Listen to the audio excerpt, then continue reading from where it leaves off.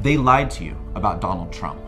They lied about Brett Kavanaugh. They lied about children in cages. Hell, they even lied about walkaway.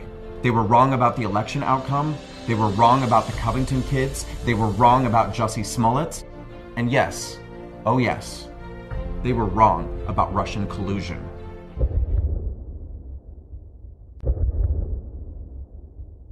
It is no secret that I am a former liberal who, in early 2017, walked away from the Democratic Party, and right along with them, the liberal media.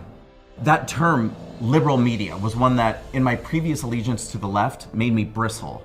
I thought, there's no such thing as liberal media. There's right-wing propaganda, and then there's the truthful media, reliable sources like CNN, MSNBC, the Huffington Post, the Washington Post, the New York Times, BuzzFeed, Vice. The fact of the matter is, the media is overwhelmingly liberal. The media is run by 6 corporations in its entirety, all located in the same blue states in a tightly constricted bubble. In 1971, Republicans made up 25.7% of journalists. Democrats were 35.5%. Today, 77% of reporters identify as Democrats and just 7% as Republicans. As a gay man, I placed my trust in these media entities. I believe that I could rely on them for truth, and I believe these media outlets displayed a genuine compassion for marginalized minorities in America.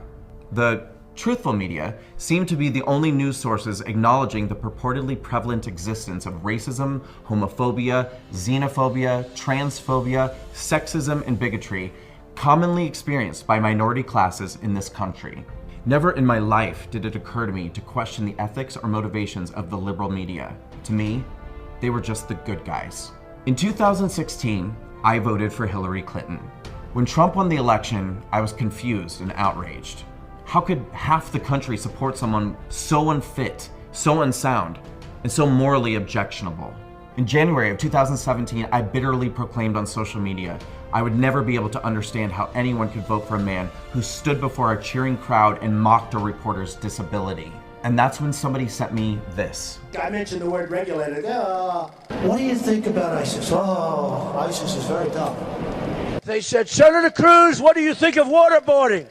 I don't want to talk about it. You know, he didn't want to talk about waterboarding. Written by a nice reporter. Now the poor guy, you got to see this guy. I don't know what I said. I don't remember. Doing a comical imitation of somebody getting flustered after being called out for being dishonest and mocking someone's disability is a very important distinction.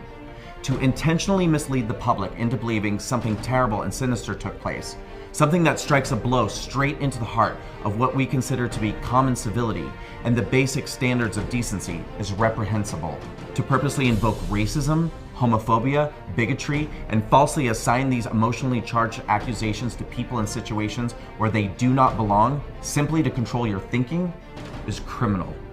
And it turns out, they do it all the time.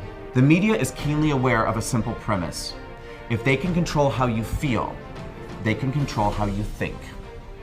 Time magazine put out an issue with a little girl on the cover who appeared to be separated from her mother in an effort to take advantage of your kind hearts and your desire to protect children.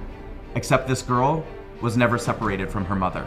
Donald Trump was asked a question about MS-13 gang members. MS-13, a gang whose motto is rape, control, kill, to which he called them animals.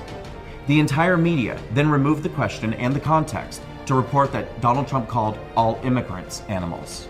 They lied to you about Donald Trump. They lied about Brett Kavanaugh. They lied about children in cages. Hell, they even lied about walkaway. They were wrong about the election outcome. They were wrong about the Covington kids. They were wrong about Jussie Smollett. And yes, oh yes, they were wrong about Russian collusion. They report so much bias toward 50% of Americans and stoke racial hatred, with emphasis on stories that turn out to be hoaxes. They consistently lie about our fellow Americans in order to get us to hate each other. And why? Power and control.